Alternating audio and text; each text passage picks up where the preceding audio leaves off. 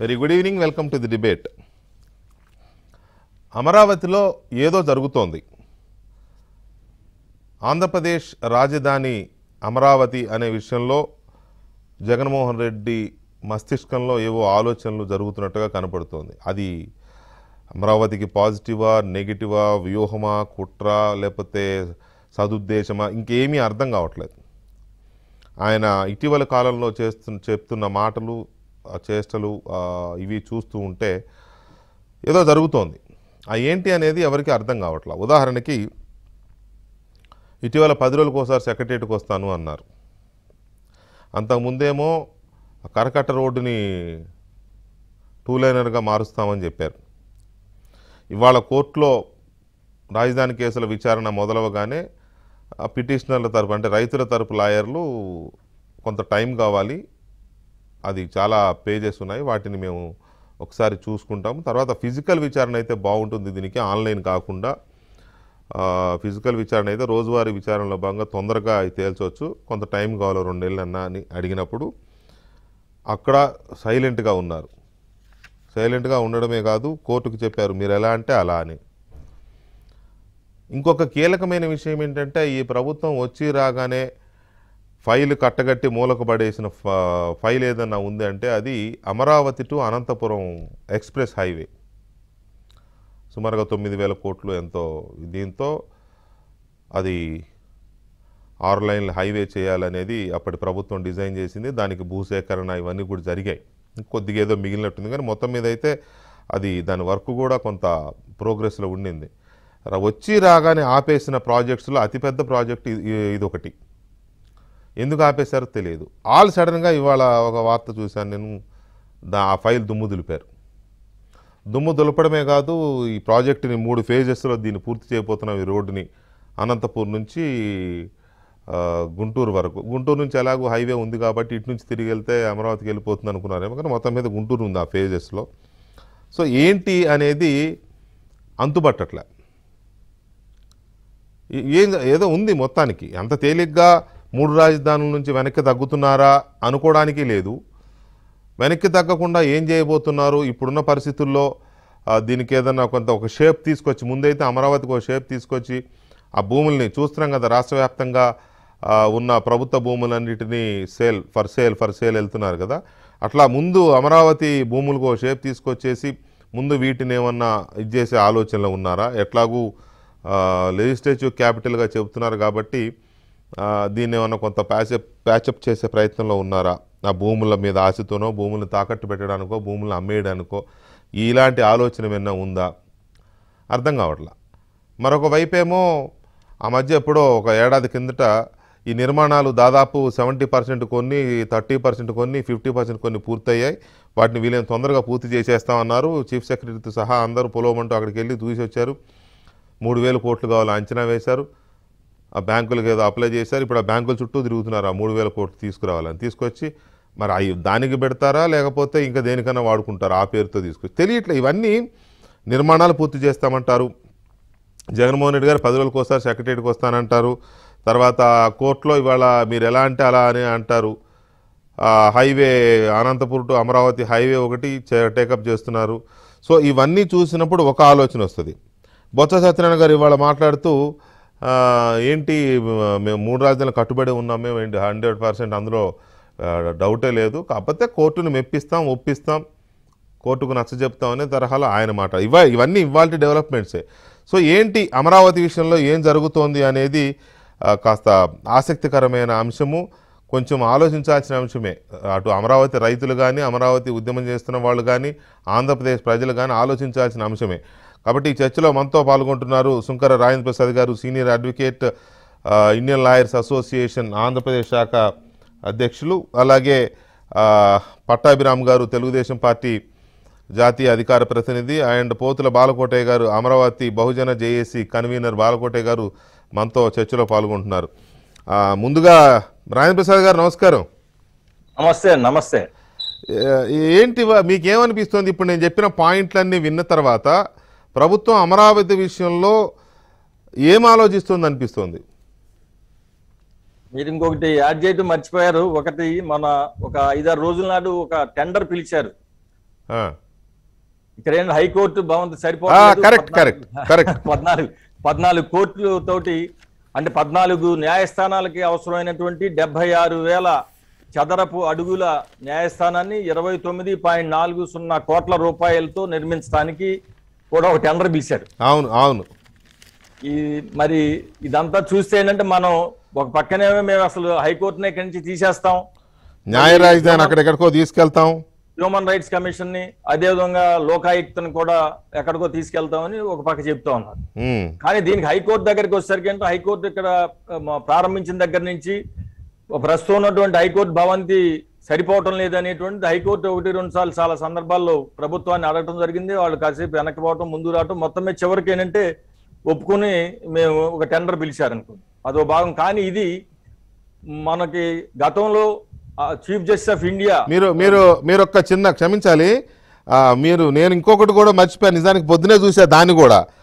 అదొక tender notice. ఏంటి అంటే Amaravati metropolitan region development authority ఈ ప్రొక్యూర్మెంట్ టెండర్ నోటీస్ ఏంటి అంటే name of the work engaging technical personnel for assisting supervision of water supply line judicial complex Thullur unit office chief justice and chief secretary bungalow maintenance works and other housing and buildings works in AMRDA capital city area.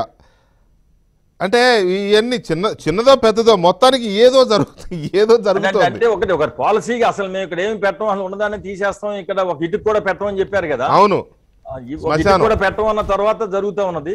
కానీ అదే విధంగా రెండోది చూసుకుంటే మనకి ఇక్కడ శాశ్వతమైనటువంటి high court భవంతి నిర్మాణం కోసం అప్పటి chief justice of India Ranjan Gogoi గారు వచ్చి ఒక శంకుస్థాపన చేసి వెళ్ళారు. అవును, దాంట్లో భాగంగా ఇది ఇంకొకటి మళ్ళీ వచ్చిన సమస్య. ఏదైనా సరే ఒకటి మేమేమి చేయం, అన్ని ఇక్కడిని తీసుకెళ్లిపోతాం, హైకోర్టు ఇక్కడ ఉండదు మేము అన్నటువంటి వాళ్ళు ఏదో కొంత కనపడతా ఉంది. కానీ దీంతో మాత్రమే మనం 3 రాజధానుల నుంచి వీళ్ళు వెనక్కి వెళ్ళారు అనే దానికి ఏమాత్రం అవకాశం లేదు. నేను అనడం లేదు ఆ మాట. ఈ రోజున మరి ఒక మంత్రి మాట్లాడినటువంటి విషయాలు కూడా నేను ఇందాక చూశాను. నాకు ఆయన మాట్లాడినప్పుడు ఒకటి గుర్తొస్తా ఉంది. ఒక దివంగత నేత తమిళనాడులో ఉండేవారు కాంగ్రెస్ పార్టీలో, ఆయన తమిళంలోనే మాట్లాడుతూ ఉండేవారంట. కానీ పక్కన మాత్రం ఒక తర్జుమా చేయడానికి తమిళంలో తర్జుమా చేయడానికి ప్రతి సమావేశంలోనూ ఒకళ్ళని పెట్టుకునే వాళ్ళంట. ఎందుకంటే ఆయన తమిళంలో మాట్లాడిన ఎవరికి అర్థం కాదు, తమిళులకు కూడా అర్థం కాదు. మనకు కూడా అయినా తెలుగులో మాట్లాడితే నేను పాపం ఈ మంత్రి గారు చెప్పింది చాలా సార్లు అర్థం చేసుకున్నానని చూసుకుంటా, కానీ ఆయన తెలుగు నాకు అర్థం కాదు. నేను నా చిన్నప్పుడు నా చదువు నేర్పినటువంటి బడి పంతులను అందరం తలుసుకుంటా, నాకు తెలుగు సరిగ్గా నేర్పలేదు వీళ్ళని. ఆ విధంగా తెలుగు మాట్లాడతారు ఆయన. మంత్రి స్థాయిలో ఉండి ఆయన అనేది ఏంటంటే దీని కింద వాయిదా అడగటంలో లిటిగేషన్ ఏమైనా ఉన్నదా, దురుద్దేశాలు ఏమైనా ఉన్నాయా, ఉద్దేశాలు ఏమైనా ఉన్నాయా నాకు తెలియదు అంటారు. ఇదే వాదన మనం ప్రభుత్వం అనేక న్యాయస్థానంలో జరిగేటువంటి కేసులు అనేక వాయిదాలు అడుగుతారు. అవును, ఇదే వాదనని దానికి అప్లై చేస్తే ఈయన మాటలు ఏమవుతాయి, ఒక మంత్రిగా ఉండి మనం మాట్లాడచ్చు అనేటువంటి కనీస ఇంగిత జ్ఞానం ఉండాల్సిన పని లేదా, ఏది పడితే మనం మాట్లాడటమేనా అనేటువంటిది ఒకటి. ఈ రోజు న్యాయస్థానంలో మనం చూసుకున్నట్లయితే మరి పిటిషనర్ తరఫు న్యాయవాదులు కూడా మేము వాదన చేసేస్తాం అన్న వాళ్ళు ఉన్నారు. అట్లాగే శాసనసభని కూడా కొన్ని శాసనసభ స్పీకర్ కూడా కొన్ని దావాల్లో పార్టీలుగా ఉన్నారు కార్యదర్శులు వాళ్ళ తరఫున ఉన్నటువంటి వాళ్ళు కూడా ప్రతివాదులుగా ఉన్నటువంటి వాళ్ళు కూడా మేము చేసేస్తాం ముందుకు వచ్చారు. కానీ దీనికి ఉన్నటువంటి ఈ రోజు ఉన్నటువంటి ఈ కేసు తీవ్రత దృష్ట్యా అదేవిధంగా సీనియర్ న్యాయవాదులు మేము కొన్ని వేల పేజీలని డాక్యుమెంట్స్ ని కోర్టు దృష్టికి తీసుకురావాల్సి వస్తా ఉంది. మేము భౌతికంగానే వాదనలు చేస్తా ఉన్నాం. గతంలో మేము చేసినప్పుడు ఆన్లైన్ చేసినప్పుడు అనేకమైనటువంటి సమస్యలను ఎదుర్కొన్నాం. ఒకళ్ళు చెప్పేది మరొకరికి వినపడిన పరిస్థితి ఉన్నది. అప్పుడు ఏంటంటే హైబ్రిడ్ అని చెప్పి ఏంటంటే ఎవరైతే వాదనలు చేస్తున్నారో వాళ్ళను మాత్రమే న్యాయస్థానంలోకి అనుమతించారు, మిగతా వాళ్ళని అనుమతించలేదు. మిగతా వాళ్ళు మేము అనేక సమస్యలు ఎదుర్కొన్నాం అనేటువంటిది ఒకటి ప్రతిపాదన తీసుకొచ్చారు వాయిదాకి. దీన్ని చర్చించారు, అందరు న్యాయవాదులతో చర్చించారు, ఇరుపక్షాల న్యాయవాదులతోనూ అడిగారు, వాళ్ళ అభిప్రాయాలను తీసుకున్నాక ఏంటంటే ఈ యొక్క కేసు యొక్క తీవ్రతను కూడా హైకోర్టు దృష్టిలో పెట్టుకునే ఇది భౌతికంగా చేస్తే ఉపయోగకరంగా ఉండొచ్చు అనేటువంటిది వాళ్ళు ప్రాథమికంగా అనుకున్నట్లున్నారు. దానికి ఏమిటన్నట్లయితే ఇప్పుడు ఉన్నటువంటి పరిస్థితుల్లో కరోనాలో మరి అంతర్జాతీయంగా కూడా కొంత కేసులు పెరుగుతున్న పరిస్థితి, గత వచ్చే 3-4 వారాల్లో ఎట్లా ఉంటుంది, ఇంకా పెరుగుతుంది అనేటువంటి ఒక ఊహాగానాలు వస్తున్నటువంటి పరిస్థితుల్లో మనం వాయిదా వేయటం మంచిది అనేటువంటిది న్యాయస్థానం చెప్పడం జరిగింది. దాని ప్రభుత్వం నుంచి కూడా పెద్ద వ్యతిరేకత లేదు, న్యాయస్థానం నిర్ణయాన్ని చేయమని చెప్పారు. అది దానికి ఏంటంటే ఇది ప్రాక్టికల్ గా జరిగినటువంటి విషయం. దీంట్లో కుంభకోణాలు కానివ్వండి, ఉద్దేశాలు, దురుద్దేశాలు, లిటిగేషన్లు ఏమి లేవు. న్యాయస్థానం అనేటువంటి తీర్పు చెప్పేది ఏంటంటే ఇరుపక్షాలను విని రాజ్యాంగబద్ధంగా చట్టబద్ధంగా ఉన్న దాంట్లో చెప్తుంది తప్పితే ఇది వాయిదాలు ఒక రెండు నెలలు పడినంత మాత్రాన ఏదేదో జరిగిపోతుంది అనేటువంటిది కూడా లేదు. సరే, అంటే ఆయన ఏంటంటే ఇప్పటి వరకునేమో మేము ఉద్యమాలు చేసేస్తున్నాం, మేము అది చేసేస్తున్నాం, మేము ఇది చేసేస్తున్నాం అన్నారు. కోర్టు ముందుకు వచ్చేసరికేమో వాయిదా అడిగారు అనే యాంగిల్ అన్నట్టున్నారు. కానీ ఆ వాయిదాలు ఇంకెవరెవరు ఎన్నిసార్లు వాయిదాలు అడిగారు అనే దాంట్లో కూడా మనం వెళ్ళొచ్చు కొంచెం డీప్గా. చిన్న దీని తర్వాత చిన్న అంటే ఇంకొంచెం నెక్స్ట్ లెవెల్లో వెళదాం దానికి. బాలకోటే గారు నమస్కారం.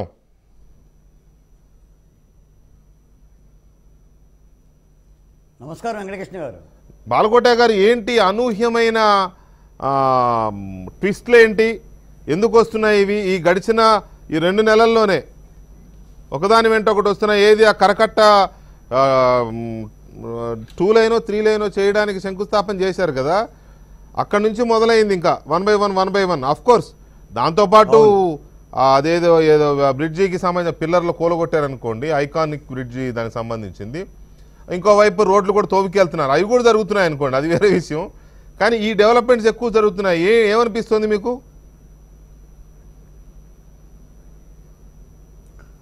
వెంకటకృష్ణ గారు ధన్యవాదాలు. రాంప్రసాద్ గారికి, పట్టాభి గారికి ధన్యవాదాలు.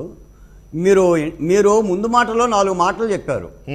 ఇప్పుడు రాష్ట్ర ముఖ్యమంత్రి గారు అమరావతి విషయంలో ఏదైనా కొత్త ఆలోచన చేస్తున్నారా, ఆయన మధ్యలో ఏమన్నా కొత్త ఆలోచన ఉందా, ఆ వ్యూహం ఏంటి మనకు అర్థం కావడం లేదు అని మీరు అంటున్నారు.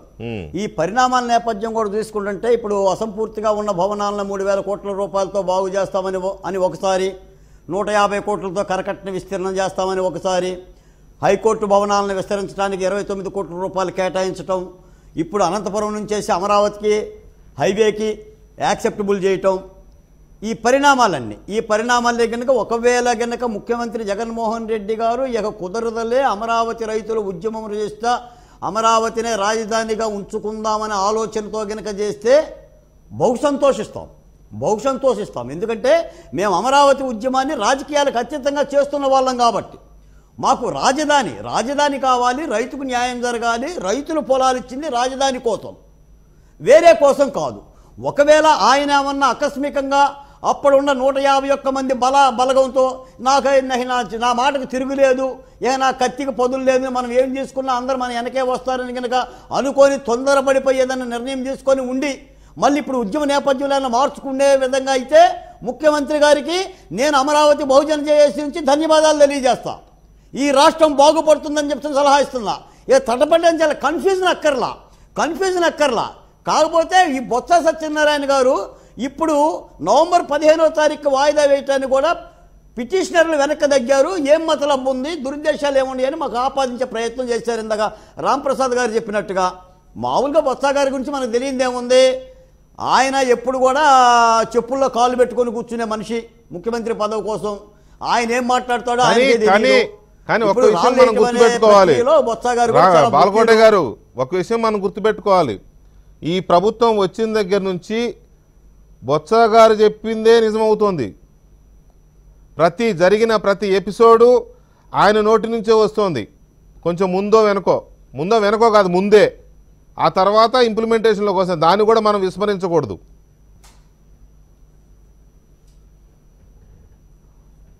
ఒకటి మాత్రం నిజమే వెంకటకృష్ణ గారు, ఆంధ్రప్రదేశ్లో 13 జిల్లాల ప్రజలకి అర్థమైపోయింది రైతుల కడుపు కొట్టామని. రైతుల భూములు తీసుకొని రైతుల్ని కోర్టు బోన్ ఎక్కిచ్చామని చెప్పేసి అర్థమైపోయింది. ఈ రోజున అమరావతి రైతులు కోర్టు బోన్ ఎవరు ఎక్కిచ్చారు? ప్రభుత్వం ఎక్కిచ్చింది. ప్రభుత్వం చేసిన తీర్మానాలు, అసెంబ్లీ తీర్మానాలు, ప్రభుత్వం చేసిన సిఆర్డీఏ చట్టాలు, మీ చట్టాలను మీరే కాళ్ళతో తన్ని మీరే ఎగిరెగిరి మీరు చేసిన శాసనసభ తీర్మానాలనే తుత్తునీయలు చేసి మీరు 3 రాజధానులను పెట్టారు. మాకు న్యాయస్థానాల్లో న్యాయం దక్కుతుందనే ఆశతో మేము ఉన్నాం. న్యాయస్థానాల్లో కూడా ధర్మం దక్కకపోతే ఇక ఈ రాష్ట్రంలో పరిస్థితులు ఎలా ఉంటుందో మీరు ఆలోచించాలి. నేను ఒక మాట కూడా చెప్తున్నా, ఆయుధంతో పరిపాలించేవాడు పాలకుడు కాదు, ప్రజాస్వామ్యంగా పరిపాలించేవాడే పాలకుడు. ఈ రోజున ఆఫ్ఘనిస్తాన్లో 20 సంవత్సరాలైనా కూడా ప్రజాస్వామ్యం వర్ధిల్లలేదు కాబట్టే తాలిబాన్ అనే ఆయుధాలు పట్టుకునే ఒక నరరూప రాక్షసులు. నేను వాళ్ళకి ఆ పేరే పెట్టదలుచుకున్నా. ఒక ప్రజాస్వామ్య విలువ లేని ఒక రాక్షస సమూహం అక్కడ పుట్టింది. నువ్వు వ్యవస్థను మనం గౌరవించలేనప్పుడు, మనం న్యాయస్థానాల్లో న్యాయం జరగలేనప్పుడు, ఇప్పటికే నేను రాంప్రసాద్ గారిని మాట్లాడుతున్నా, న్యాయస్థానాల్లో కొంత ప్రక్రియ లేట్ అవుతుంది, ఈ కోవిడ్ కారణం, ఫిజికల్గా ఆర్గ్యుమెంట్ చేయాలి కాబట్టి న్యాయస్థానాలు ఏ కేసుకైనా సరే అలా వాయిదాలు వేస్తాయి అనేది అందరికీ తెలిసిన విషయమే. కానీ కామన్ మ్యాన్కి ఏమర్థమవుతుంది? ఎందుకంటే మా ముఖ్యమంత్రి గారు చెప్పారు, న్యాయస్థానాలను కూడా గత ప్రభుత్వం వినియోగించుకుంది, న్యాయమూర్తులను కూడా లోపరుచుకుందని చెప్పని న్యాయస్థానాలకు కూడా తాటాకులు కట్టారు. మరి ఈ తాటాకుల నేపథ్యంలో ఈ రోజున మొత్తం రాష్ట్రం మొత్తం కూడా అమరావతి కేసుల్లో విచారణ జరుగుతుంది. ఏం జరుగుతుంది, ఎలా జరుగుతుంది, ఎలా వాదన జరుగుతాయని ఒక పక్క అమరావతి మీ శిబిరంలో ఉన్న మహిళలు, ప్రజలు ఉత్కంఠగా ఎదురు చూస్తున్న తరుణం ఇది. ఈ తరుణంలో 3 నెలలు వాయిదా పడ్డది. మరి గవర్నమెంట్ ప్లేటర్ శ్రీకాంత్ గారు కూడా అబ్జెక్షన్ ఏం చేయలేదు.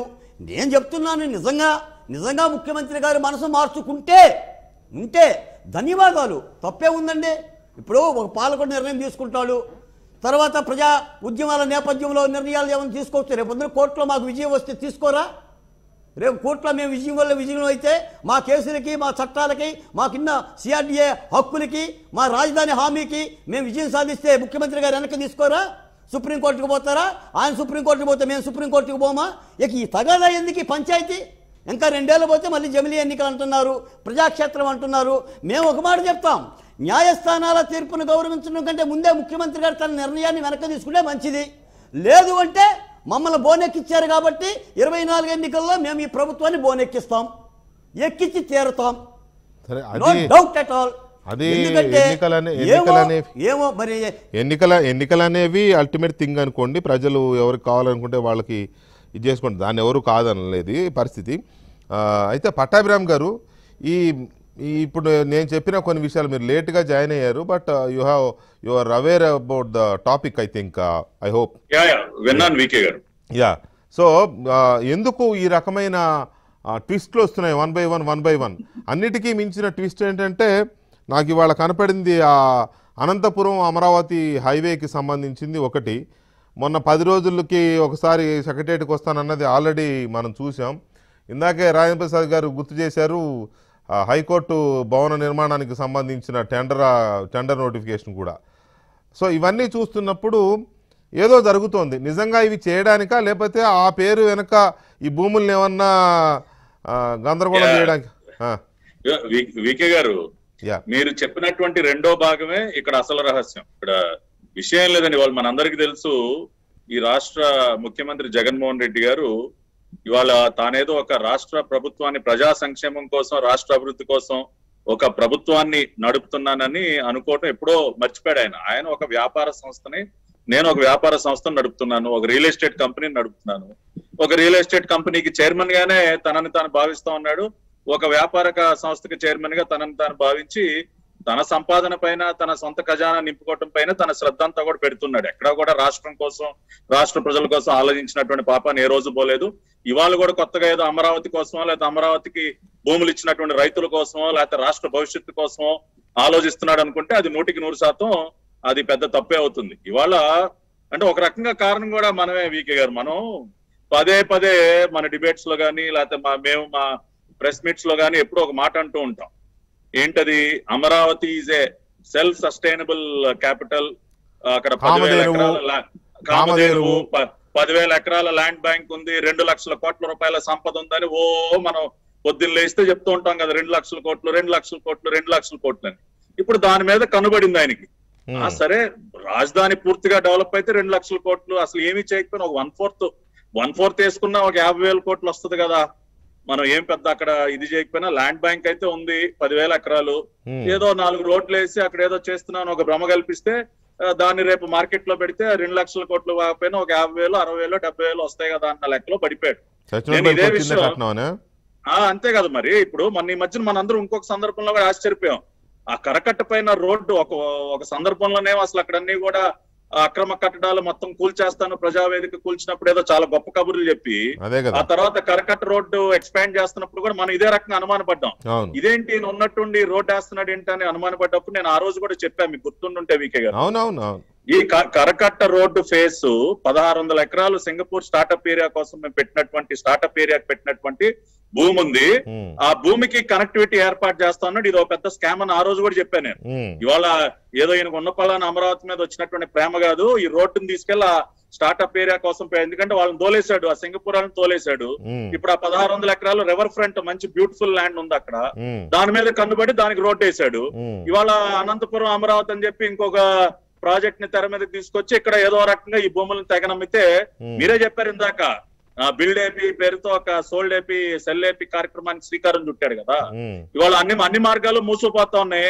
ఇవాళ భవిష్యత్తు ఎక్సైజ్ ఆదాయాన్ని కూడా తాకట్టు పెట్టి 25,000 కోట్లు తెద్దాం అనుకుంటే ఇవాళ దానికి బ్రేకులు పడే పరిస్థితి. కేంద్రం గట్టిగా లేఖలు రాయటం అంతా కూడా నానా హంగామా జరుగుతోంది ఇవాళ. కాబట్టి ఏదో ఒక రకంగా ఇప్పుడు ఎంతసేపు డబ్బు ఎక్కడి నుంచి పుట్టిద్దామా, ఏ రకంగా మింగేద్దామని ఆలోచనలు ఉండేటటువంటి ముఖ్యమంత్రి ఇవాళ మళ్ళీ కూడా ఏదో జరుగుతున్నటువంటి భ్రమ కల్పించి ఇవాళ అక్కడ ఏదైతే 10,000 ఎకరాల ల్యాండ్ బ్యాంక్ ఏదైతే ఉందో, విలువైనటువంటి భూమి ఏదైతే ఉందో దానిపైన కన్నేసి ఇవాళ కుట్ర పన్నుతూ ఉన్నాడు. అది తప్పితే ఇవాళ అమరావతి మీద ప్రేమ లేదు, ఇవాళ ఏదో అక్కడ రైతులకు ఏదో న్యాయం చేద్దామని కానీ అక్కడ ఏదో అభివృద్ధి చేద్దామని పెద్ద ఆలోచనలు కూడా ఈయనకేమి లేవు. కేవలం ఒక రియల్ ఎస్టేట్ కంపెనీ యజమానిలాగా మాత్రమే జగన్మోహన్ రెడ్డి ఆలోచిస్తా ఉన్నాడు. రెండోది వీకే గారు, ఇవాళ ఈ ఎక్స్ప్రెస్ వే ఏదైతే ఉందో అనంతపురం నుంచి అమరావతి అది చిలకలూరుపేట వరకే పరిమితం చేశారు. ఇది జీవో నెంబర్ 312 వీకే గారు, ఇది ఇష్యూడ్ ఆన్ 28/9/2020. దీనిలో చాలా స్పష్టంగా నేషనల్ హైవేస్ వాళ్ళు ఏమని చెప్పారంటే, ప్రభుత్వ భూమి ఏదైతే ఉందో అంటే ల్యాండ్ ఎక్విజిషన్ సంబంధించి గవర్నమెంట్ ల్యాండ్ ఏదైతే ఉందో అది కాకుండా ప్రైవేట్ ల్యాండ్ ఏదైనా ఎక్వైర్ చేయాలంటే దానిలో 50% షేరు రాష్ట్ర ప్రభుత్వం పెట్టుకోవాలి, 50% కేంద్రం పెట్టుకోవాలండి. ప్రభుత్వ భూమికి సంబంధించినంత వరకు మా ప్రభుత్వం ఉండగానే మొత్తం ఆ ఫార్మాలిటీస్ అన్ని కూడా పూర్తయిపోయాయి. Land acquisition, private land acquisition సంబంధించి ఎస్టిమేషన్స్ ఒక కమిటీ ఏర్పాటు చేస్తే ఆ కమిటీ వాళ్ళు ఒక నివేదిక సమర్పిస్తే ఆ నివేదిక ప్రకారం 2,230 కోట్ల రూపాయలు అవసరం అండి. ఈ జియోలోనే క్లియర్ గా మెన్షన్ చేసింది. 2,230 కోట్లకు గాను 50% అంటే దాదాపుగా ఒక 1,100 కోట్ల చిల్లర. ఈ 1,100 కోట్లకు చిల్లరకు గాను ఇప్పటి వరకు జగన్మోహన్ రెడ్డి గారు శాంక్షన్ చేసింది 100 కోట్లు. కాబట్టి ఇవాళ ఇదేదో పూర్తిగా ఏదో పరుగులు పెట్టిచ్చేస్తారు ఇదంతా కూడా అనుకోవటం కూడా అది భ్రమే అవుతుంది. ఏదో ఈ రకంగా అంటే కొన్ని స్టేట్మెంట్లు ఇచ్చేసి ఇదేదో మొత్తానికి దీన్ని ఏదో పట్టాలు ఎక్కిచ్చేశారు అనేదో ఒక భ్రమ కల్పించి అక్కడ ల్యాండ్ వాల్యూస్ ఆ ల్యాండ్ ని ఏదో ఒక రకంగా దాన్ని మింగేయటానికి కుట్రలో భాగంగా ఇవన్నీ కూడా చేస్తున్నట్టుగా నేనైతే భావిస్తున్నాను. అనుమానమే లేదు, ఎందుకంటే అది కరకట్ రోడ్డు వేసినా వాళ్ళు ఈ రోడ్డు కానీ రకరకాల అంశాలు తెర మీదకి తీసుకొచ్చినా అదే అవుతుంది. రెండోది ఇందాక చెప్పండి వీకే గారు. ఇప్పుడు ఈ రోడ్డు ఇలాగా ఈ హైవే ఈ ఆషామాషి విషయం కాదు. దీన్ని ఏదో ఒట్టిగా మాటలు చెప్పేసి ఏదో పేపర్ల మీద చూపించినంత మాత్రాన అమరావతిలో భూములు రేట్లు ఏం పెరిగిపోవు, లేకపోతే అమరావతి మీద మళ్ళీ నమ్మకాలు ఏం కలగవు. ఖచ్చితంగా అక్కడ ఫిజికల్గా వర్క్ జరగాలి. ఏం జరగాలి? ఒకటి నిర్మాణాలు మళ్ళీ వర్క్ స్టార్ట్ చేయాలి. ఏవైతే 70%, 50% అవి ఉన్నాయో బిల్డింగ్స్ అవి నిర్మాణాలు స్టార్ట్ చేయాలి. తర్వాత అమరావతిలోనే రాజధాని ఉంటుంది అనేది కంటిన్యూ అవ్వాలి. తర్వాత ముఖ్యమంత్రి గారు 10 రోజులకు ఒకసారి కాదు, రోజు ఒక గంటన్నా ఒక రౌండ్ వేసి వస్తూ ఉంటే అది ఒక ఇది ఉంటుంది. అన్నిటికి మించి ఈ ఎక్స్ప్రెస్ వేకి సంబంధించి వర్క్ స్టార్ట్ అవ్వాలి. ఎక్కడైతే ఆగిందో అక్కడ నుంచి స్పీడప్ చేయాల్సిన అవసరం ఉంది. దానికి సంబంధించిన ఫిజికల్ ఇది కనపడాలి, వర్క్ కనపడాలి. అదర్వైజ్ ఈ కబుర్లు చెప్పినంత మాత్రాన అంత పిచ్చోడెవడు లేడు. అమరావతికి వచ్చిన బ్యాడ్ దీనికి ఇంప్రెషన్కి అంత తొందరగా కబుర్లు చెప్తే వినేసి ఎగేసుకుంటూ వచ్చేస్తారు అనుకోవడానికి లేదు. కాబట్టి ఏదో ఖచ్చితంగా అమరావతి అనే ప్రాజెక్ట్ ఆధారంగా ఎంతో కొంత సొమ్ము చేసుకోవాలి. అది పర్సనల్గానా, లేకపోతే ప్రభుత్వానికా, లేకపోతే రాష్ట్రానికా, రాష్ట్ర ప్రయోజనాలకా, సంక్షేమానికా, ఓటు బ్యాంకు కోసమా, కారణాలు ఏమైనా కానివ్వండి, దాని చుట్టూ తిరుగుతున్నప్పుడు ఆలోచనలు అక్కడ ఏదో ఫిజికల్ డెవలప్మెంట్ ఏదో చూపించాలి కదా. అది చేయకుండా ఎలా వస్తారు? ఇప్పుడు లెజిస్లేటివ్ ఈయన గారి 3 క్యాపిటల్స్ ఫార్ములాలో ఏదో ఒక లెజిస్లేటివ్ క్యాపిటల్ అనే ఒక ముద్ర ఇక్కడ వేసేసి తూతూ మంత్రంగా ఒక 4 పనులు చేపట్టి ఏదో కలరింగ్ ఇచ్చి ఇంకో రకంగా ఆ భూమిని మింగేయచ్చు కదా వీకే గారు. వాళ్ళు పూర్తిగా అనుకున్న విధంగా యాక్చువల్ ప్లాన్ ప్రకారం అమరావతి రాజధాని నిర్మాణం అనేది ఎప్పుడో అటకెక్కిచ్చేసాడు.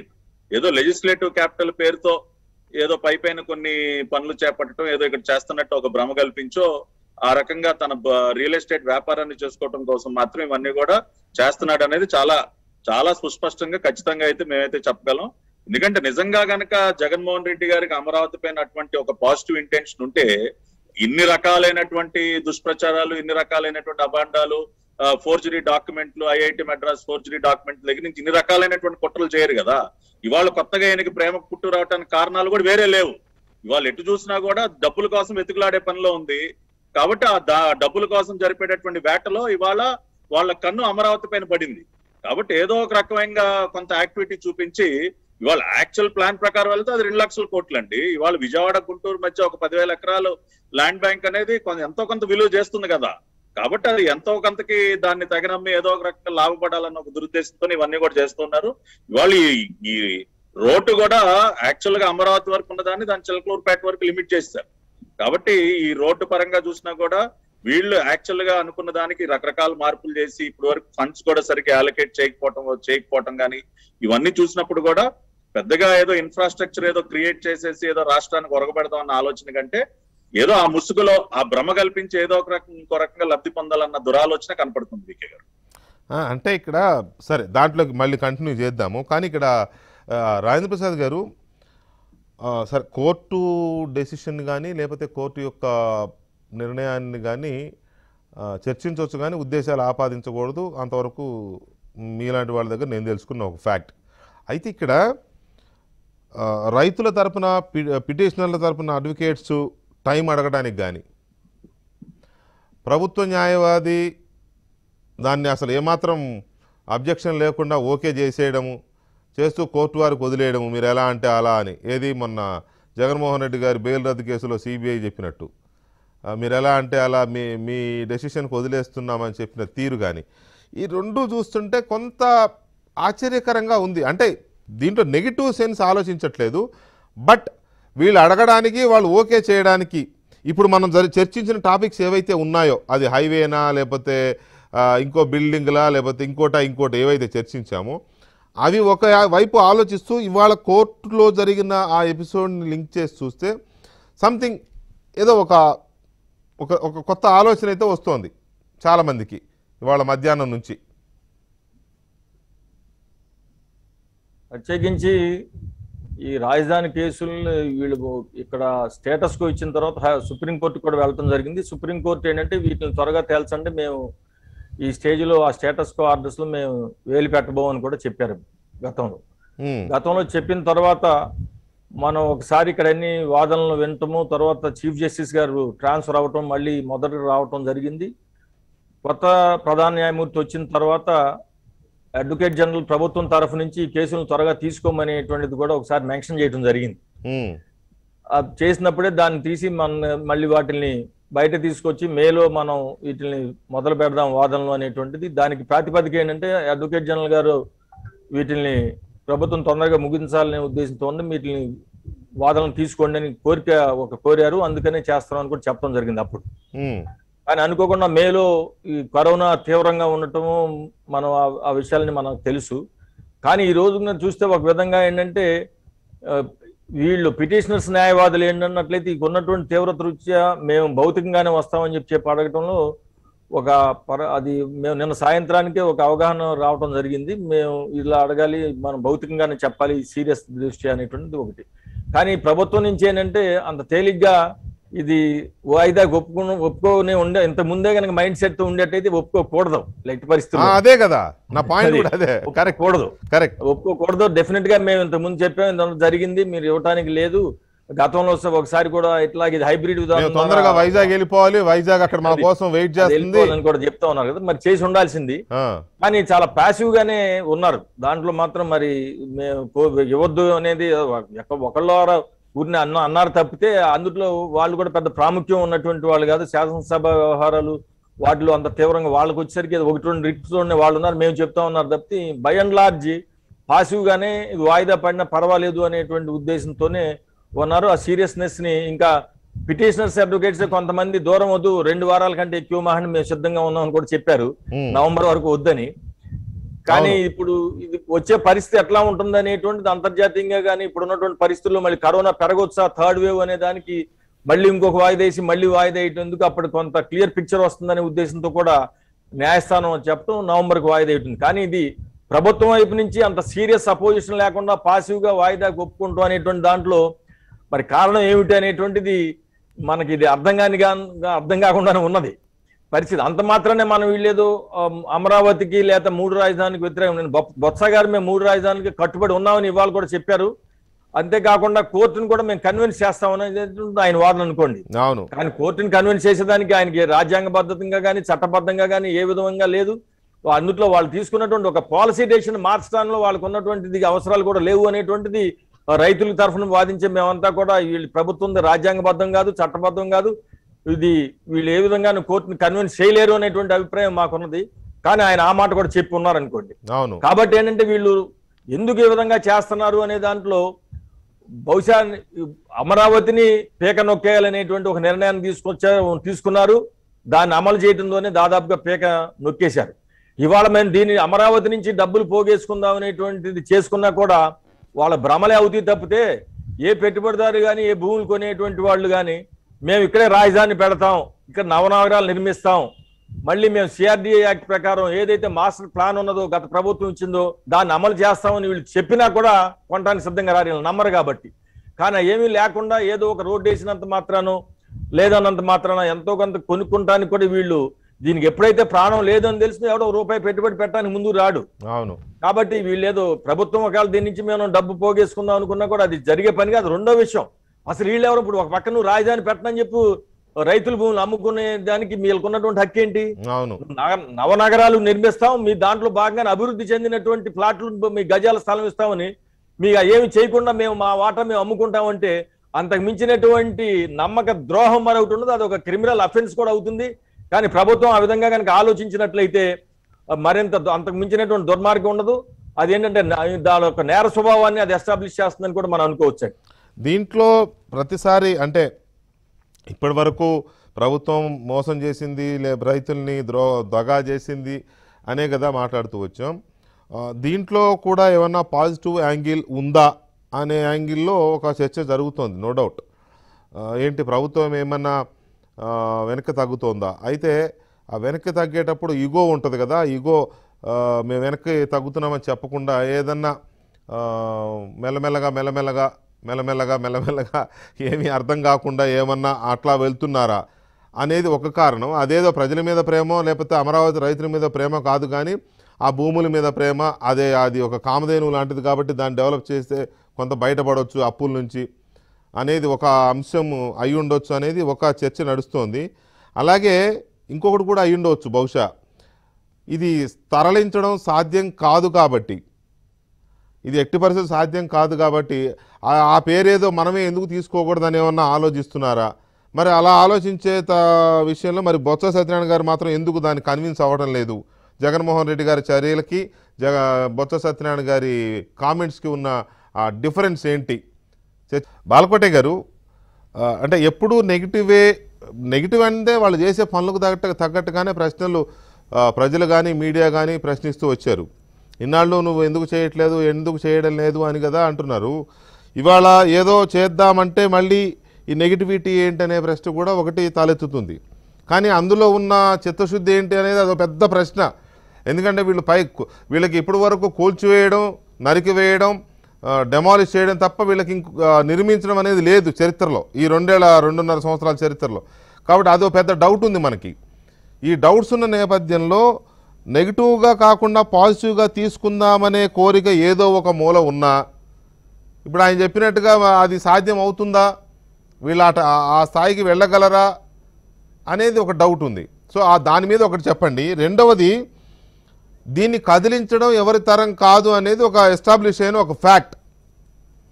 అమరావతి నుంచి రాష్ట్ర రాజధానిని కదిలించడం ఎవరి తరము కాదనేది ఒక ఫ్యాక్ట్. కాబట్టి ఏదో నాకు అది గుర్తొస్తుంది, ఆనందయ్య మందు విషయంలో ఇంకొక గంటకి జడ్జిమెంట్ వస్తుందనగా గంట ముందు ప్రభుత్వం అనుమతి ఇచ్చేసింది, జస్ట్ గంట ముందే. గుర్తుందా మీకు? సో ఇది కూడా అలాంటిది ఏమన్నా జరగబోతోందా, ఆ యాంగిల్లో పోతున్నారా అనే అనుమానాలు కలుగుతున్నాయి. చెప్పండి కోటయ్య గారు.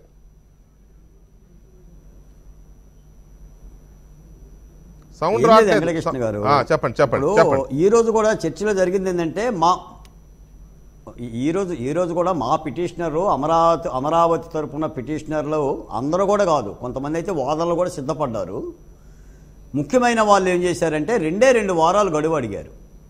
ఆ 2 వారాల గడువుకి ప్రభుత్వానికి సంబంధించిన శ్రీకాంత్ గారు కూడా అబ్జెక్షన్ చెప్పాల.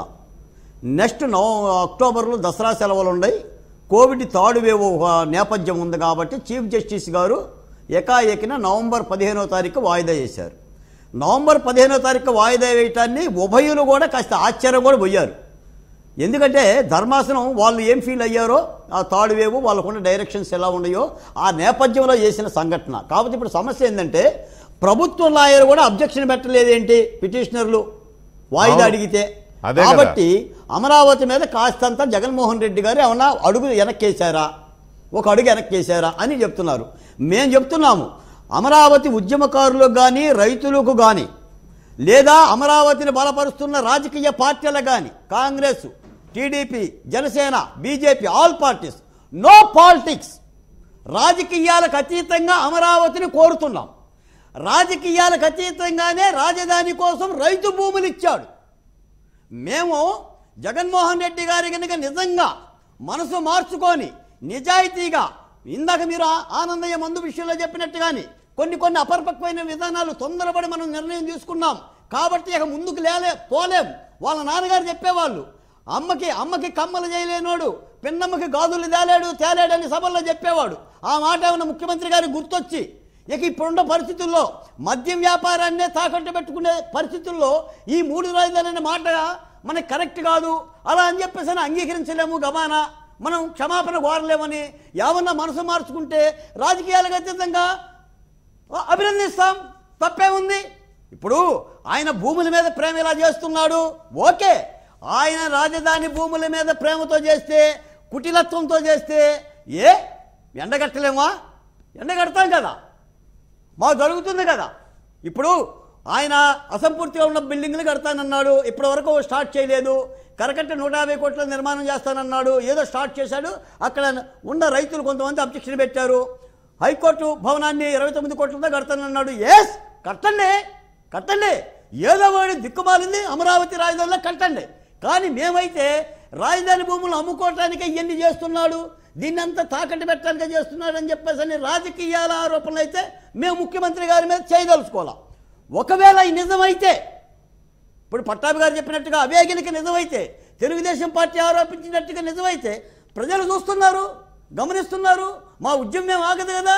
మీరు రెండో ప్రశ్న అడిగినట్టుగా అమరావతి రాజధాని తేల్చుకుంటాం రేపొద్దున. తేల్చుకోవటం ఏంటి సార్? నీకు ముఖ్యమైన మాట చెప్తున్నా వెంకటకృష్ణ గారు.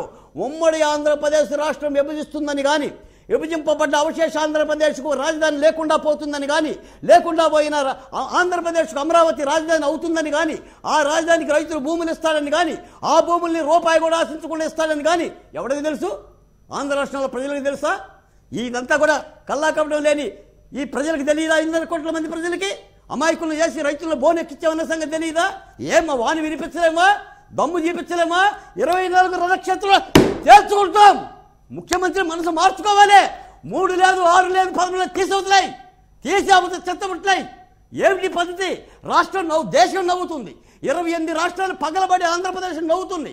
మద్యం వ్యాపారాన్ని తాకట్టు పెట్టుకొని 25,000 కోట్ల రూపాయలు తెచ్చుకొని అమ్మబడికి, తుమ్మబడికి, నానబడికి డబ్బులు ఇచ్చుకుంటున్న పరిస్థితి. ఏది అభివృద్ధి? ఎక్కడ పోతావండి? వాళ్ళ నాన్నగారు గుర్తొచ్చుకుంటారు ఏ రాత్రి, అరే అబ్బాయి ఇది మంచి పద్ధతి కాదురా, అమ్మకి కమ్మలు చేయలేవు, చిన్నమ్మకి బాగా చేస్తావు, ఈ మూడొద్దు పాడొద్దు. నేను రైతు శ్రేయోభిలాషిని, రైతు పేరు పెట్టుకున్నాను, నా పేరు దీమాకరించి ఏమని చెప్పుకుంటాడేమో, మనసుని మార్చుకున్నాడేమో చూద్దాం. పోరాటం తప్పదు, పోరాటం మేము చేయక తప్పదు.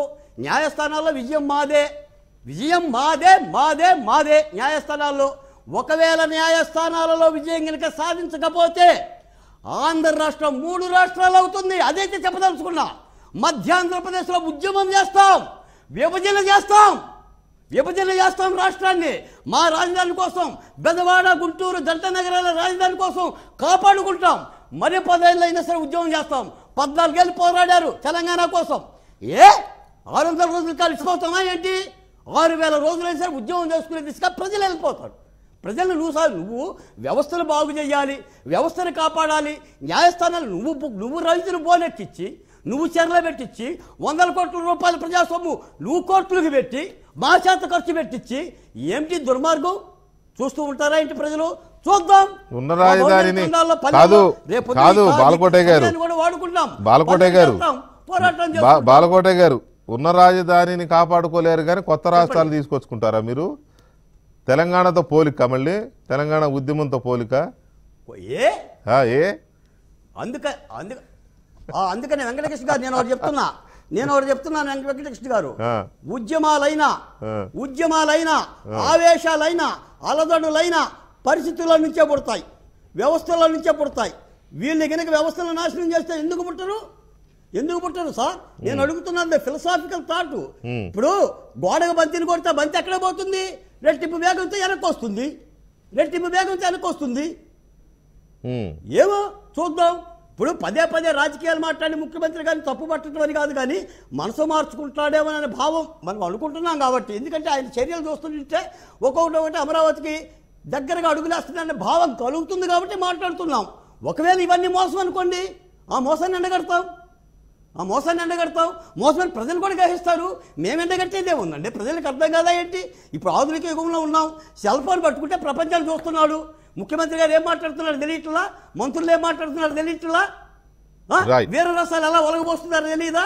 ఒక ఆయన బీసీలకి రాజ్యాంగం పెట్టిందని అంటున్నా, అన్నీ చూస్తున్నారు కదా. కాబట్టి ప్రజలకి చేరుతుంది. నేను చెప్పేది అంటే ఒక ముఖ్యమంత్రి గారు తేల్చుకోలేకపోతే, అయ్యా దళిత బహుజన కులాల తరఫున మేము చెప్తున్నాం సార్, మీరు ఈ 3 రాజధానులనే వితండవాదాన్ని కాస్త పక్కన పెట్టి అమరావతి రాజధానిలో నిర్మాణాలు చేపట్టండి. మీరు అనుకున్న నిర్మాణాలే చేపట్టండి. మేమేం ఢిల్లీని తలదాన్ని రాజధాని కట్టమంటున్నా, 7 నగరాలు కట్టమంటున్నా, 14 నగరాలు కట్టమంటున్నా. రాజధానిని ఉంచండి, అది మా బహుజనుల రాజధాని. దాని ఫలితాలు మావి, మీవి కావు. రాజధాని వస్తే బాగుపడేది మేము అనేది మా వాదన చెప్తున్నాం.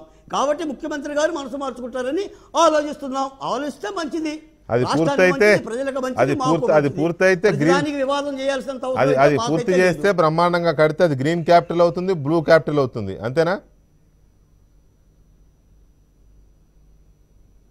బ్లూ క్యాపిటలే, బ్లూ క్యాపిటల్ గ్రీన్ క్యాపిటల్ అది నిజమే. వెంకటకృష్ణ గారు మీరు అర్థం చేసుకోండి.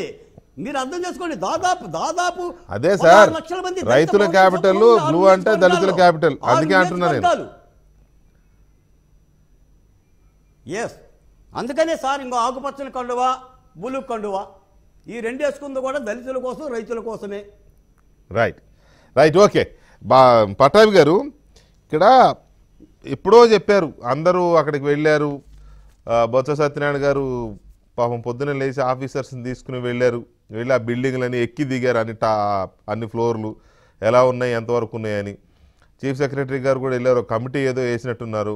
వాళ్ళు ఒక రిపోర్ట్ ఇచ్చారు. 3,000 కోట్లు అయితే ఇప్పుడు ఏవైతే నిర్మాణంలో అర్ధంతరంగా ఆపేశామో వాటిని పూర్తి చేయొచ్చని ఒక రిపోర్ట్ ఇచ్చారు. ఇప్పుడు అవి పూర్తి చేయకుండా, అవి పూర్తి చేసి అనేది ఒకటి, తర్వాత ఆ సెంట్రల్ గవర్నమెంట్ ఇన్స్టిట్యూషన్స్ ఏ ఉన్నాయి కదా వాటిని కూడా పిలిపిస్తే తప్ప అక్కడ ఎవడన్నా నమ్ముతాడా? ముందు state government works, central government works జరగకుండా, స్టార్ట్ అవ్వకుండా ఇలాంటి కుప్పిగంతులు ఎన్ని వేసినా బయట ప్రపంచం నమ్మే పరిస్థితి ఉందా పట్టాభి గారు? వికే గారు, ఇక్కడ 2 స్టేట్మెంట్స్ అండి నేను చదివి వినిపిస్తా. సంవత్సరం క్రితం కరెక్ట్ గా ఆగస్టు 14వ తేదీన ముఖ్యమంత్రి గారి స్టేట్మెంట్ ఏంటంటే, complete all unfinished Amaravati project works, directs CM Jagan to AMRDA. ఇది ముఖ్యమంత్రి గారి స్టేట్మెంట్. కరెక్ట్ గా సంవత్సరం అయింది. ఏమన్నా ఒక కిటికీరా అయినా పడిందండి?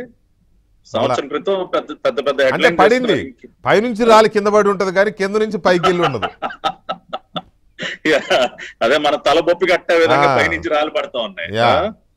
తర్వాత ఇంకొక స్టేట్మెంట్ ఏంటంటే, Andhra Pradesh governments nod to raise 3,000 crore for Amaravati development. ఇది ఫిబ్రవరి 24, 2021. కేబినెట్ నాడ్ 3,000 కోట్ల రూపాయలు సమీకరించండి అమరావతి అభివృద్ధికి అని చెప్పి కేబినెట్ డెసిషన్ తీసుకున్నట్టు ఫిబ్రవరి 24వ తేదీన ఇంకొక స్టేట్మెంట్. ఏమన్నా ఒక్క పైసా వచ్చిందా? 6 నెలలు అయిపోయింది. రీసెంట్ గా అంటే చిన్న సబ్మిషన్ మీకు 3-4 days బ్యాక్ గవర్నమెంట్ కు సంబంధించిన ఒక పెద్ద ఆయన ఒక మాట చెప్తున్నారు, ఈ వాటిని చూసినా 3,000 కోట్లు ఇవ్వండి అని తిరుగుతున్నా కూడా ఏ బ్యాంక్ కూడా దగ్గర రానివ్వట్లేదని. అంటే ఆ పరిస్థితి ఉంది మరి, ఆ నమ్మే పరిస్థితి లేదా ఏంటో తెలియడంలా. Yeah please. ఇప్పుడు ఆల్రెడీ 3 బ్యాంకులకు టోపీ వేసిన తర్వాత 18,000 కోట్లు ఏ బ్యాంక్ వస్తుందండి ముందుకు? ఇప్పుడు ఆర్బీఐ వాళ్ళు చివాట్లు పెడతా ఉన్నారు. మొన్న ఎస్క్రో అకౌంట్ దెబ్బకి అన్ని బ్యాంకులు ఇవాళ మన రాష్ట్రం వైపు చూసే పరిస్థితి లేదు. అంటే నేనేం చెప్తున్నానంటే, సంవత్సరం క్రితం ముఖ్యమంత్రి గారు ఇచ్చినటువంటి ఆదేశాలు ఏమయ్యాయి, 6 నెలల క్రితం ఏదో భారీగా చేసినటువంటి ప్రకటన ఏమైంది? కాబట్టి ఇవన్నీ కూడా గతంలో ఇచ్చినటువంటి ప్రకటనలో ఇప్పటి వరకు గ్రౌండ్ కాలేదు. ఇవాళ ఏదో మేము కొత్తగా ఏదో ఒక రోడ్డుకి ఏదో మేము ఏదో గ్రీన్ సిగ్నల్ ఇచ్చాము, దాన్ని ఆ రోడ్డుని వేగవంతంగా ఏదో పూర్తి చేసి అమరావతి రాజధానికి మేమేదో ఒక కొత్త రూపు తీసుకొస్తాం అంటే ఎవరు నమ్ముతారు? నిజంగా ప్రజలు ఎప్పుడు నమ్ముతారంటే, మీరు అన్నట్టు దాదాపు ఒక 130 సంస్థలు, అది కేంద్ర ప్రభుత్వ సంస్థలు కానివ్వండి, రకరకాల బ్యాంకింగ్ సంస్థలు కానీ అనేక సంస్థలు అమరావతిలో భూమి వాళ్ళు కొనుగోలు చేశారు. ఆ సంస్థలన్నిటికీ ఆహ్వానించమనండి, వచ్చి మీ పనులు ప్రారంభించండి, మీకు కావాల్సినటువంటి ఇన్ఫ్రాస్ట్రక్చర్ అంతా మేము క్రియేట్ చేస్తామని వాళ్ళందరినీ ఆహ్వానించి ఆ పనులు ప్రారంభింపజేస్తే అప్పుడు ఏమన్నా నమ్ముతారు. లేదంటే హ్యాపీనెస్ట్, మీకు తెలుసు కొన్ని గంటల వ్యవధిలోనే మొత్తం ప్లాట్లన్నీ కూడా కొనేశారు. ప్రపంచవ్యాప్తంగా ఉన్నటువంటి వారందరూ కూడా అమరావతి మీద ఉన్నటువంటి ప్రేమతో రెసిడెన్షియల్ ఫ్లాట్స్ అన్ని కొనుగోలు చేశారు. హ్యాపీనెస్ట్, ఆ హ్యాపీనెస్ట్ ప్రాజెక్ట్ ని మళ్ళీ పనులు ప్రారంభించి పూర్తి చేయమని చెప్పండి, అప్పుడేమన్నా కొద్దిగా ప్రజలు విశ్వసిస్తారు. అది కూడా చెప్పారు కదా, స్టార్ట్ చేస్తామని చెప్పారు కదా. అన్ని మాటలకే పరిమితం సార్. వీళ్ళు ఎక్కడా కూడా వాస్తవంగా ఫిజికల్ గా ఒక్క పనిని కూడా ప్రారంభించలేదు. 70-80% పూర్తయిపోయినటువంటి క్వార్టర్స్ అలాగే శిథిలావస్థకు చేరుతూ ఉన్నాయి. అది MLA quarters, MLC quarters, staff quarters కానీ ఇవన్నీ కూడా. కాబట్టి ఎక్కడా కూడా ఆన్ గ్రౌండ్ ఏమీ యాక్టివిటీ లేకుండా ఊరికే స్టేట్మెంట్స్ ఇచ్చినంత మాత్రాన ఎవరు కూడా ప్రజలు నమ్మే పరిస్థితిలో లేరు. దీనికి 2 కోణాలు. ఒకటి, నేను I stick to my word. ఇవాళ మళ్ళీ కూడా అమరావతిలో ఉన్నటువంటి ల్యాండ్ బ్యాంక్ మీద కన్నేసి ఏదో ఒక రకంగా దాన్ని లిక్విడేట్ చేయటం, లేకపోతే తాకట్టు పెట్టడం, ఇంకో రకంగా ఏదన్నా దాన్ని దుర్వినియోగం చేయటం కోసం మాత్రం ఈ స్టంట్ అంతా కూడా చేస్తున్నారు. రెండో కోణం ఇంకొక పక్కన ఆలోచిస్తే, మరీ ముఖ్యంగా ఎక్స్ప్రెస్ వే గురించి మనం ఆలోచించినట్లయితే, ఇది 20,000 కోట్ల రూపాయల ప్రాజెక్ట్ అండి. అవును, అమరావతి అనంతపురం ఏదో 1000-2000 కాదు, 20,000 కోట్ల రూపాయల ప్రాజెక్టు. 20,000 కోట్ల రూపాయల ప్రాజెక్ట్ పనులు పూర్తయితే దానిలో మనం ఎంత నాకేయచ్చో మీరే అర్థం చేసుకోండి. వాళ్ళు పెద్దిరెడ్డి గారి కంపెనీకి ఎన్ని సబ్ కాంట్రాక్ట్లు బెదిరించి తీసుకోవచ్చు, ఎవరిని రానివ్వకుండా ఇంకెన్ని రకాలు. కానీ కేంద్ర ప్రభుత్వ నిధులు కదా వస్తాయి. ఇవాళ national highways authority central ministry కింద ఉండేటట్టు కాబట్టి నిధులు కొరత ఉండదు, నిధులు వస్తాయి. ఆ వచ్చిన నిధుల్ని ఏ రకంగా మనకు కావాల్సినటువంటి అనుకూలమైనటువంటి వారికి ఇప్పించుకోవచ్చు, ఆ లెక్కలు కూడా వేసి ఉంటారు. కాబట్టి ఆ రకంగా 2 కోణాలు ఏది ఎటువైపు నుంచి ఆలోచన. ఎందుకంటే ఇవాళ ఇక్కడ R&B డిపార్ట్మెంట్ మొత్తం కూడా చేతులు ఎత్తేసింది. వాళ్ళు 1 కిలోమీటర్ రోడ్ వేసే పరిస్థితి ఎక్కడా కూడా రాష్ట్ర వ్యాప్తంగా ఎక్కడా లేదు. కాంట్రాక్టర్లు ఎవరు టెండర్లు పిలిచినా కూడా రావట్లేదు. వాళ్ళకే కొన్ని వేల కోట్ల రూపాయల బిల్స్ ఎగ్గొట్టేశారు. కాబట్టి ఇక్కడ స్టేట్ లెవెల్లో ఇక్కడ రోడ్లు వేసే పరిస్థితి కానీ, R&B డిపార్ట్మెంట్ ఆధ్వర్యంలో గుంటలు పొడిచే పరిస్థితి కూడా లేదు. కాబట్టి ఇవాళ ఏదన్నా కేంద్ర ప్రభుత్వం వైపు నుంచి ఒక 20,000 కోట్లు వచ్చి పడిపోతే దాన్ని అడ్డం పెట్టుకుని ఏదో కొంతమంది వీళ్ళకి అనుకూలమైనటువంటి కాంట్రాక్టుల నాయకులు బాగుపడొచ్చు, మిగతా వాళ్ళని రానియకుండా దౌర్జన్యం చేసి ఏదో రకంగా బాగుపడొచ్చు అన్న ఆలోచన కూడా ఉండొచ్చు. కాబట్టి 2-3 కోణాల్లో మనం చూసినా కూడా ఇదంతా కూడా పూర్తిగా వాళ్ళ యొక్క స్వలాభాల కోసం చేసుకున్నటువంటి పనులు తప్పితే ఎక్కడా కూడా అమరావతి పైన ప్రేమ గాని, అమరావతి రైతుల విషయంగా గాని, రాష్ట్రం కోసం వీళ్ళు చేసేటటువంటి పరిస్థితి లేదు. ఎందుకంటే స్పష్టంగా మనకి గ్రౌండ్ లెవెల్లో ఉన్నటువంటి వాస్తవాలే ఆ విధంగా కనపడుతున్నాయి. వికే గారు, రాజేంద్ర ప్రసాద్ గారు, ఇక్కడ బొత్స సత్యనారాయణ గారు అన్న దాంట్లో ఒక పాయింట్ ఏంటంటే, విచిత్రంగా ఉంది పిటిషనరే వాయిదా కోరడం ఏంటి అని. అసలు వాయిదాలు గురించి ఇక మనం జగన్మోహన్ రెడ్డి గారి కేసులో కానీ లేకపోతే ఇతర కేసుల్లో కానీ ఆ వాయిదాలు ఏం పిటిషన్లు అంటారు వాటిని, డిశ్చార్జ్ పిటిషన్లు ఏవేవో వేస్తుంటే ఇప్పటి వరకు కోర్టుల చుట్టూ తిరుగుతున్నారు రైతులు, న్యాయ దేవతలు గుడి కట్టారు, రకరకాలుగా చేశారు. మరి అది సరే, ఆ లాయర్ల యొక్క ఫ్లెక్సిబిలిటీ కోసమో లేకపోతే స్టడీ చేయడం కోసమో లేకపోతే ఫిజికల్ హియరింగ్స్ అవసరమనే ఉద్దేశంతోనో ఒక ఇది కోరారు. దాన్ని వీళ్ళు నో చెప్పలేదు, వీళ్ళు కూడా నో చెప్పలేదు కదా. బొత్స సత్యనారాయణ గారేమో అట్లా విచిత్రంగా ఉంది, పిటిషనరే వాయిదా కోరడం ఏంటి అని ఈ బాల్ని ఇటు వేసే ప్రయత్నం చేశారు. ఆయన ఎంతైనా తెలివైన వాడు, సీనియరు కదా, కాబట్టి ఇటు వేసే ప్రయత్నం చేశారు. దానికి ఏమైనా చెప్తారా మీరు? అంటే బాల్ వేయటమే కదా, ఆయన మాట్లాడిన మాటలు చూస్తే అసలు ఏదో దురుద్దేశాలు కూడా ఆపాదించే ప్రయత్నం చేశారు.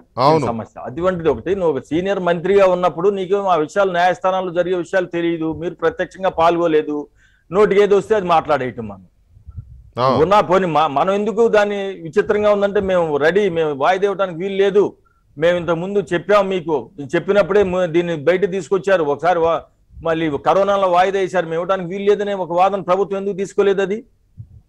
కాబట్టి అంటే ఆయన బొత్స ఏంటంటే ఆయన ఏదో మాట్లాడుతా ఉన్నారు, ఆయన నోటికి వచ్చినట్లుగా మాట్లాడుతున్నారేమో అనిపిస్తా ఉంది.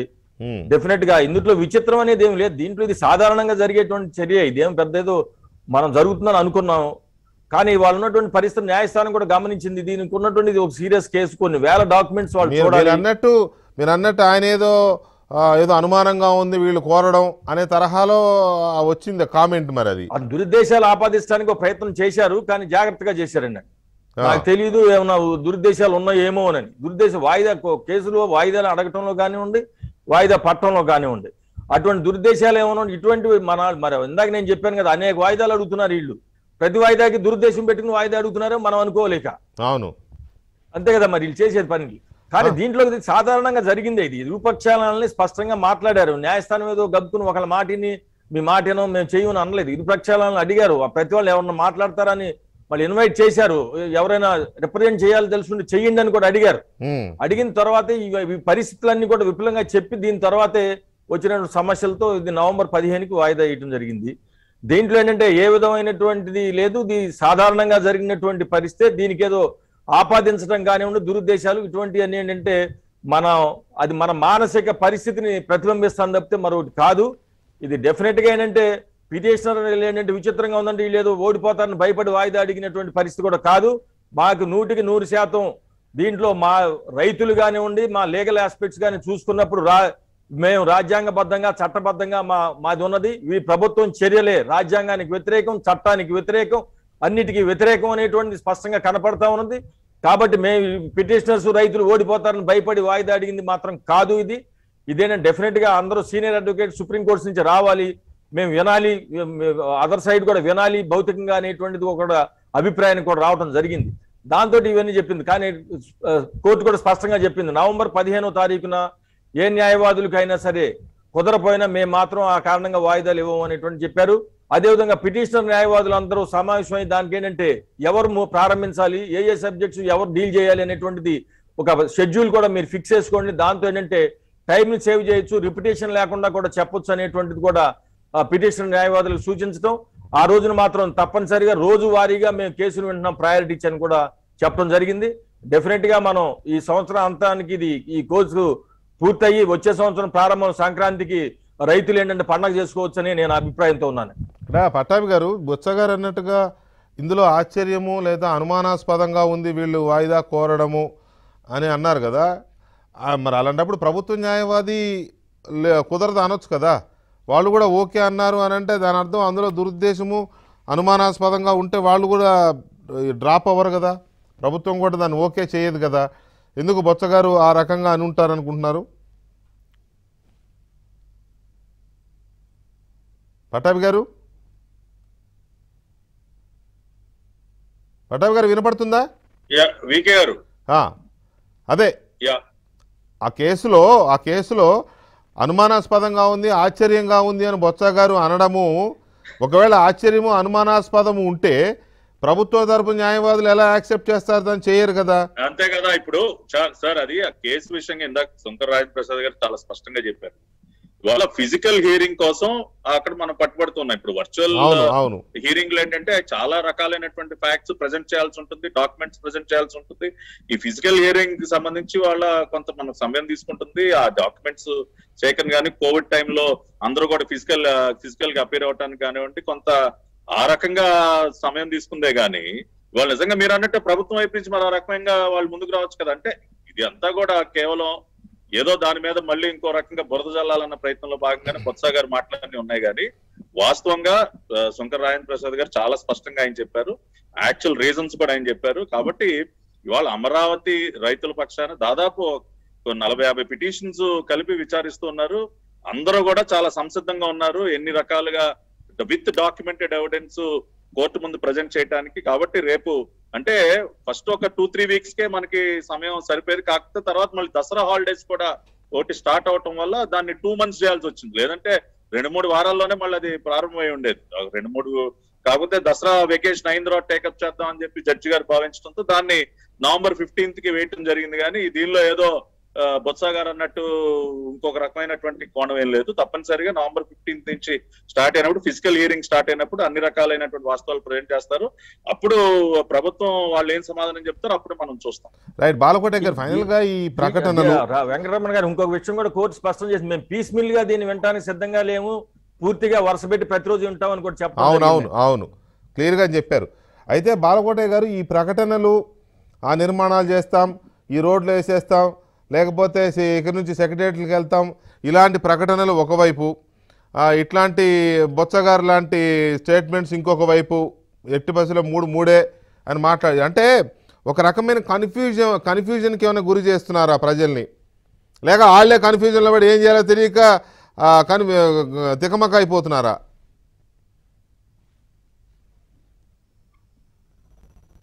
వెంకటకృష్ణ గారు ఇవాళ ఉదయం దగ్గర నుంచి హైకోర్టుకు సంబంధించిన విషయాల మీద నేను పలువురు జేఏసీ నాయకులతో మాట్లాడే చర్చ జరుగుతుంది. విషయం ఏంటంటే ఈ పిటిషనర్లు వాయిదా కోరటం అనేది పెద్ద నేరమో కాదు, ఘోరమో కాదు. కామన్ గా ఏంటంటే ఫిజికల్ డిస్కషన్ జరగాలని ఒక ప్రధానమైన ఎజెండా పెట్టుకున్నారు. ఢిల్లీ నుంచి హైదరాబాద్ నుంచి రావాల్సిన అడ్వకేట్స్ కూడా హాజరు కావాలి. వాళ్ళకున్న పనుల రీత్యా కేవలం 2 వారాలు అడిగారు. హైకోర్టు చీఫ్ జస్టిస్ గారు ఆయన వేరే నేపథ్యాల్లో కోవిడ్ లేదా WHO నిబంధనలు ఇవన్నీ చూసుకొని ఆయన నవంబర్ 15కి ఇచ్చారు. ఇది పెద్ద చర్చ కాదు. బొత్స సత్యనారాయణ గారు రాజకీయంగా మాట్లాడారు. సార్ నేనేమంటానంటే సార్, ఇప్పుడు విషయం ఏంటంటే పిటిషనర్లు వాయిదా అడిగినా కూడా అడ్వకేట్ జనరల్ గారు అడ్డుపడలేదు అనేదే ఇక్కడ అంశం. కాబట్టి ముఖ్యమంత్రి గారి యొక్క కదలికలో ఆయన యొక్క మాటలో ఏమన్నా మనసు మార్చుకుంటున్నాడా, అమరావతి వైపు అడుగేస్తున్నాడా అనేది ఒక చర్చ. నేను దీనికి సమాధానం చెప్పదలుచుకున్నా. ఇప్పుడు అనంతపురం నుంచి అయితే అమరావతికి 20,000 కోట్ల రూపాయల కేంద్ర ప్రభుత్వం శాంక్షన్ చేయకముందే నాకేస్తారు అనే రాజకీయ మాటలు నేను మాట్లాడలేను. ఇంకా చేయకముందే నాకేస్తారనే రాజకీయాలు మేము మాట్లాడలేము. మేము కావాల్సింది రాజధాని నిలబడతాం. ఎందుకంటే మేము రాజకీయాలకు అత్యంతంగా పోరాటం చేస్తున్నాము. రైతులు అలాగే చేస్తున్నారు, మహిళలు అలాగే చేస్తున్నారు, మేము అలాగే చేస్తున్నాం. కాబట్టి ఇది ఒకవేళ కనుక ముఖ్యమంత్రి గారు కనుక అటువంటి ఆలోచన కలిగి ఉంటే మంచిది అని చెప్పేసి చెప్తున్నాం. లేదు అంటే నా కార్యాచరణ తప్పదు, మా పోరాటం తప్పదు. సరే నాకు మీరు అన్నట్లు మీరు చేయగలరా, లేదంటే ఇప్పుడు రాష్ట్రంలో పార్టీలు ఉండే, రాజకీయ పార్టీలు ఉండే, వాళ్ళు చూస్తున్నారు. మాకు వచ్చిన ఇబ్బంది ఏంటంటే ఒక వ్యవహారం అన్ని రాజకీయ పార్టీలు అమరావతి ఉద్యమానికి మద్దతు కలిగినాయే తప్ప ఒకే ఏజెండా మీద చేపట్టలేని పరిస్థితిలో విపక్ష పార్టీలో ఉండటం అనేది ఒకటి.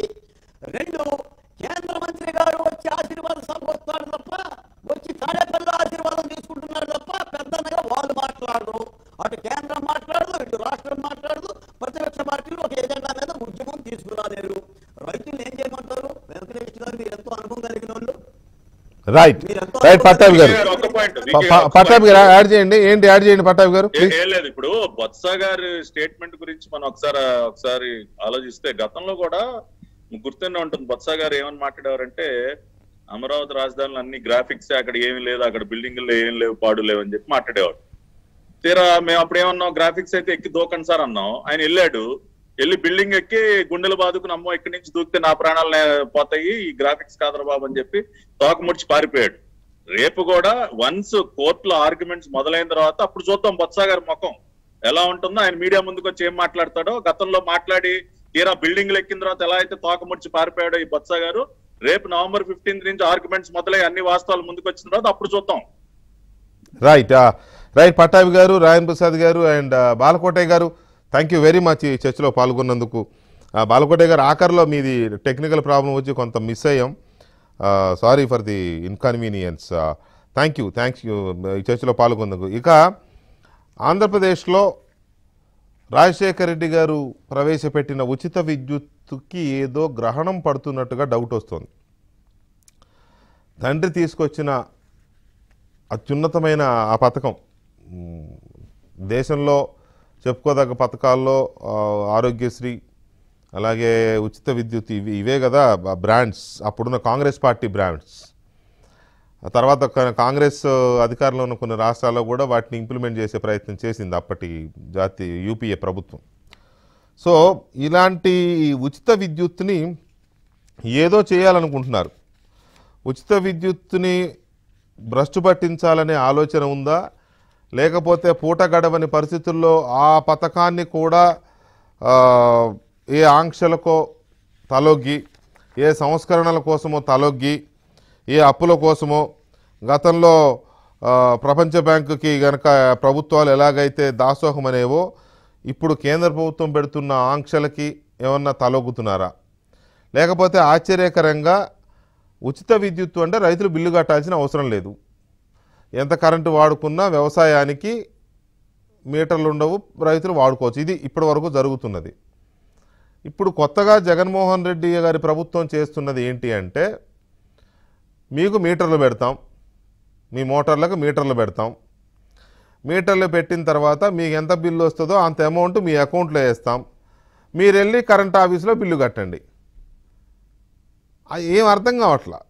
ఇప్పుడు డిస్కమ్లు అంటే డిస్ట్రిబ్యూషన్ కంపెనీలు స్టేట్ గవర్నమెంట్వే, రెగ్యులేటర్ అథారిటీ స్టేట్ గవర్నమెంట్దే, కరెంట్ ఉత్పత్తి కానీ లేదా కొనుగోలు చేసి ఇచ్చిన స్టేట్ గవర్నమెంటే, జెన్కో బిల్లు కట్టేది స్టేట్ గవర్నమెంటే.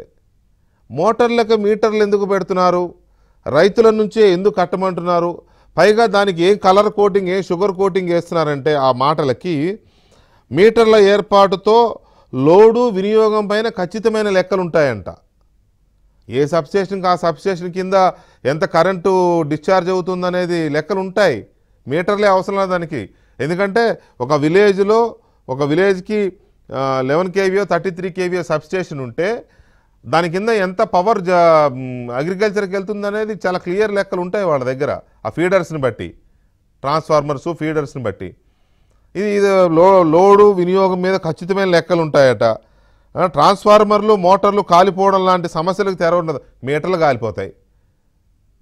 ట్రాన్స్ఫార్మర్లు లేకపోతే మోటార్లు కాలిపోతాయి, వాటితో పాటు ఇంకో అదనంగా మీటర్ కూడా కాలిపోద్ది. ఇది ఒక అదనపు ఖర్చు, మళ్ళీ ఇది వాళ్ళ నెత్తి మీద వేస్తారు.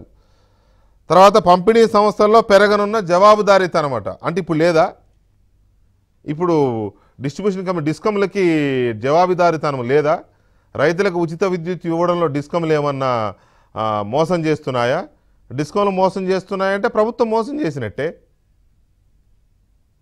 పైగా ఇప్పుడు ఈ మీటర్లు కొనాలి, మొత్తం ఆంధ్రప్రదేశ్లో ఉన్న లక్షలాది మంది రైతులు మీటర్లు కొనాలి. ఇప్పుడు ఫ్రీగా ఇస్తారా అంటే లేదు. ఇప్పుడు ఈ మీటర్లు కొనాలి అని అంటే మళ్ళీ ఆ బడ్జెట్ ఎవడు భరించాలి, మీటర్లు ఎంత లేదని మళ్ళీ ఒక 1000 రూపాయలు అనుకుంటున్నాను నేను ఫ్రీగా మినిమం వేసుకున్నా కూడా. ఇప్పుడు శ్రీకాకుళంలో పైలట్ ప్రాజెక్ట్ కింద దీన్ని దింపుతున్నారు. సో అసలు ఏదో ఉంది దీని వెనక. ఇది సంథింగ్ ఫిషీ. ఇది రైతులని ఉచిత విద్యుత్ నుంచి దూరం చేయడానికో, లేకపోతే దాన్ని కన్ఫైన్ చేయడానికో, ఆ ఉచిత విద్యుత్ అనే దాన్ని ఎక్కడో ఒక బ్రేక్ వేయడానికో. ఇప్పుడు పథకాల్లో కనుక కొన్ని మెలికలు పెట్టి డిలీట్ చేస్తారు కదా కొంతమంది లబ్ధిదారుల్ని, అలా ఏదో ఉంది దీని వెనక. ఆ చర్చ చూసే ముందు ఒక చిన్న బ్రేక్ తీసుకుందాం.